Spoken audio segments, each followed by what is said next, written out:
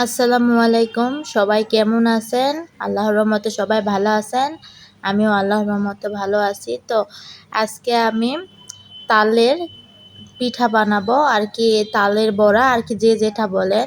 তো এখানে আগে থেকে তালের রসগুলো জাল করা ছিল। তো এখানে পরিমাণ মতন চালের আটা, একটু ময়দা আর একটু চিনি, সাথে অল্প একটু লবণ দিয়ে মাখিয়ে নিব।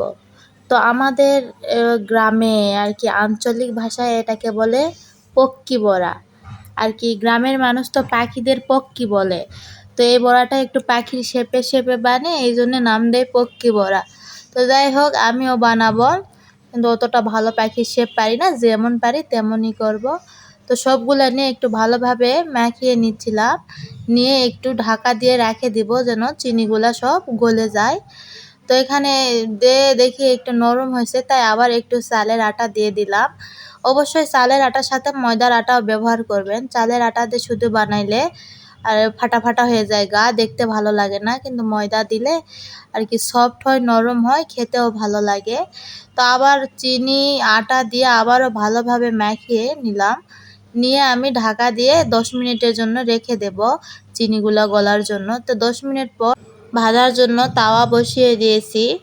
আরেকটা কথা, যখন আপনি 10 মিনিট ঢাকা দিয়ে রাখবেন, তখন কিন্তু রাখার পর কিন্তু আপনার আর কি ডোটা আরও নরম হয়ে আসবে। এক্ষেত্রে আপনি কিন্তু আবার একটু আটা মিক্স করে একটু শক্ত শক্ত করে নিতে পারেন। তো আমি 10 মিনিট রাখার কারণে একটু নরম হয়ে গেছিলো, অল্প একটু আবার আটা দিছিলাম, কারণ আমার চিনির পরিমাণটা একটু বেশি ছিল। যে আটা দিলেও যে মিষ্টি কম হবে এটা কোনো ব্যাপার না, এই জন্য আগে একটু চিনির পরিমাণ বেশি দিয়ে রাখছিলাম, পরবর্তীতে যেন আটা দিলে যেন মিষ্টি না কম হয়। তো এখানে আমি দিছি, যেমন শেপ পারছি তেমন দিছি। এর মধ্যে একটা শুধু হাঁসের মতন শেপ হয়েছে, ওটা অনেক সুন্দর হয়েছে। ওটা আমার মেয়ে খাওয়ার সময় পায় এত খুশি যে আম্মু আমি পাখি পাইছি, এই বলে মাথায় কামড় দিয়ে খায়, বলে আম্মু আমি পাখির মাথাটা খেয়ে ফেলছি। সবগুলা যদি পাখি শেপে বানাতে পারতাম তাহলে আমার মেয়েটা আরো মজা করে খাইতো। তো একটু ভালোভাবে উল্টিয়ে পাল্টিয়ে ভাজে নিবেন।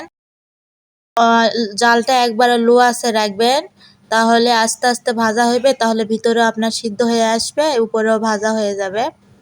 তো আমি অনেক চেষ্টাই করতেছিলাম পাখির শেপ দেওয়ার জন্য, কিছুটা হচ্ছে কিছুটা হচ্ছে না। যাই হোক, যেমন করে পারছি।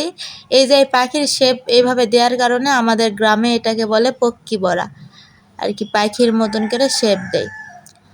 তো এখানে কিন্তু আমার ভাজা প্রায় শেষ, এখন সব উঠিয়ে নেব।